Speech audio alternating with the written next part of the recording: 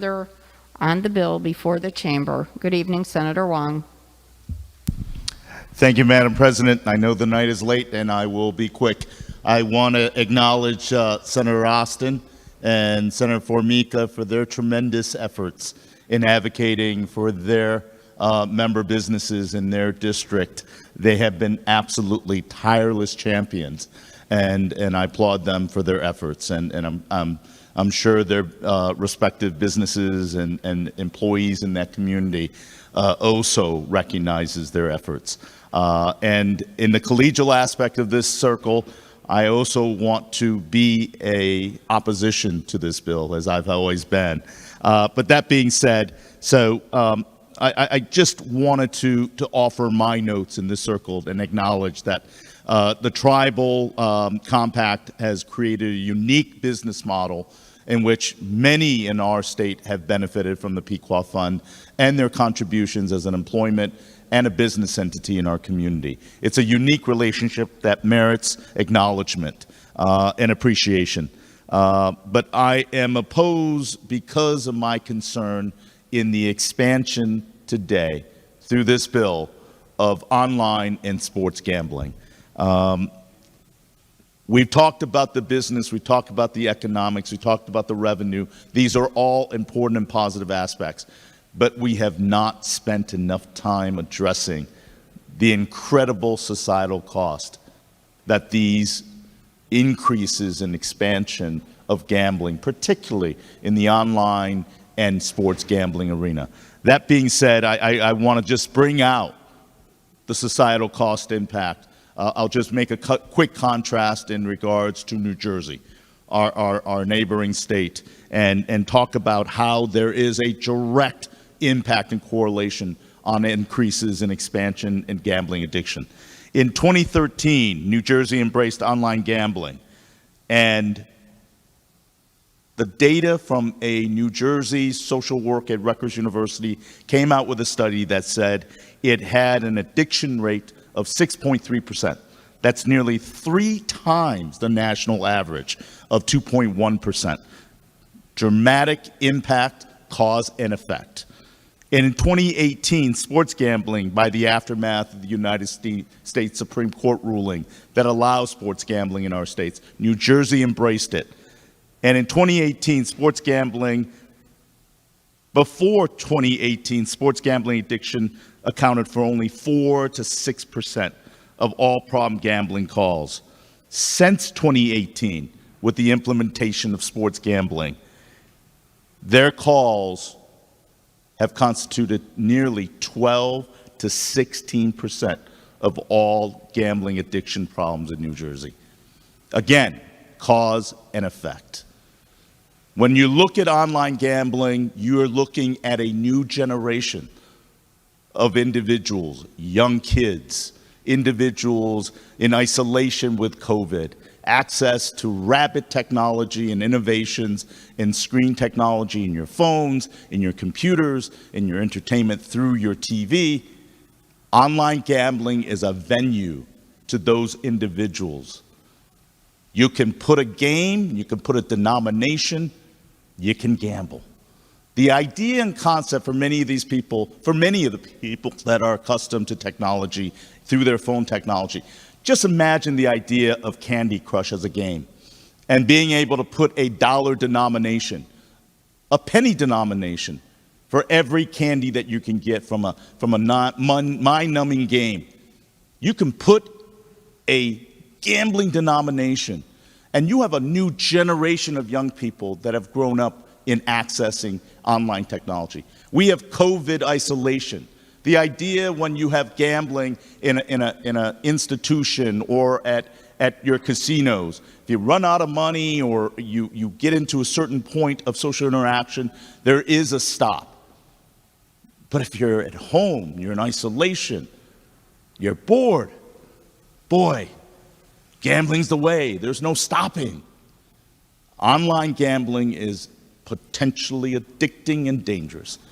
Another part in regard to sports gambling, we are talking about an entire generation. We are a sports crazed country.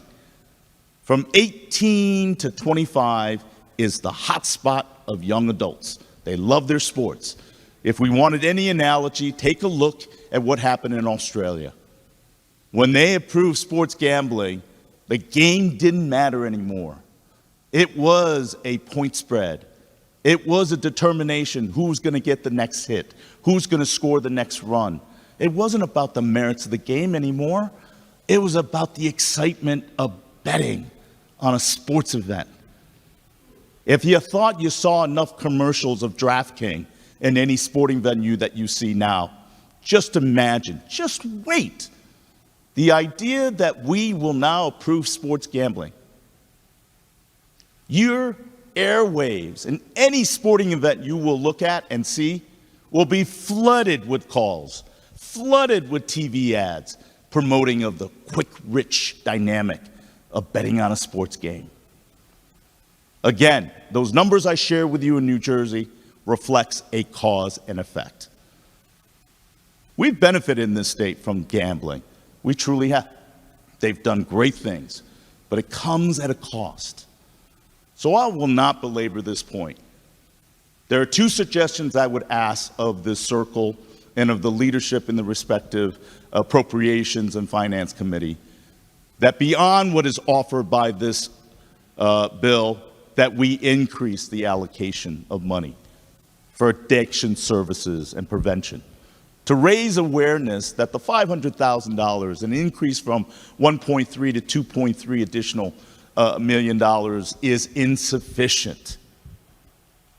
We know there's going to be addiction issues. We need to be proactive and protect those that are vulnerable. For many people who say, I play this for fun, it's not an addicting issue, there are equally the same number of people who would not likely be prone to it, but when exposed to it will become addicted. We as legislators have an important responsibility to not chase after the mighty tax revenue, but to be conscious of the societal costs that we have. But again, this is seem a fait accompli. So I ask my leadership and the finance and appropriations, I'll repeat again, I would ask you to consider to increase the allocation of money for those whose lives will be irreparably damaged by access and increased expansion of online and sports gambling. Another area of consideration, the study that I just pointed to that talked about cause and effect.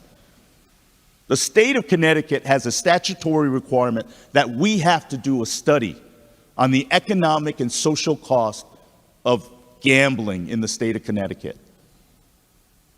The last study that was done was in 2008. I think we have a moral, social, and an economic responsibility to conduct another study as soon as possible, for us to truly understand that as we go headlong into this expansion, as we all pat ourselves on the back, that this is a long road achieved,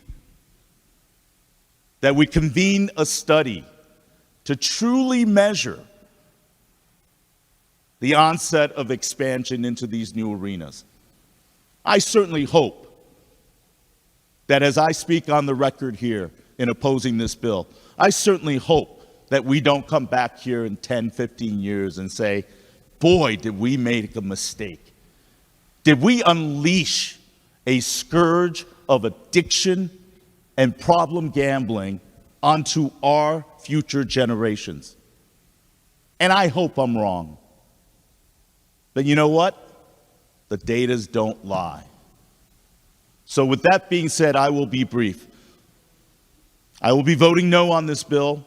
I will consistently and fight for those individuals whose lives will be irreparably changed by gambling addiction.